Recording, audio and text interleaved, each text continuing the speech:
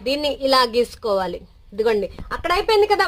ఇలాగే ఉంచి కాజా పట్టికి షేప్ పట్టి ఎలా అతికించాలో ఎంత తీసుకోవాలి. ఇదిగోండి ఇక్కడ ఒక డాట్ రావాలి, ఇక్కడ జాయింట్ రావాలి, కాబట్టి 1 ఇంచ్ ఎక్స్ట్రా తీసుకుంటున్నాను. చూడండి ఇక్కడ వరకు మార్కింగ్ చేస్తున్నాను.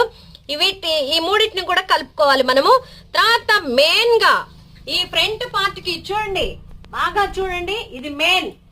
ఇది షేప్ చక్కగా రావాలి, మనకి పర్ఫెక్ట్ గా ఉండాలంటే ఇదిగో ఈ షోల్డర్ ఉంది కదా, ఈ షోల్డర్ జాయింట్ సెంటర్ లో పట్టుకొని ఈ డాట్ ఉంది కదా, ఈ డాట్ కూడా ఇలా పట్టుకొని ఎక్కువ సాగతీయద్దు, కొంచెం మామూలుగా ఇలా తీసి ఇలా పెట్టుకోవాలి. ఇదిగోండి ఇక్కడికి వచ్చింది కదా, ఇక్కడికి ఒక మార్కింగ్ ఇక్కడ వేస్తున్నాను. ఇదిగోండి లోపల వైపు కూడా వేస్తున్నాను. చూడండి నేను మార్కింగ్ చేస్తున్నాను. అర్థమైందా మీకు ఎలా వచ్చింది?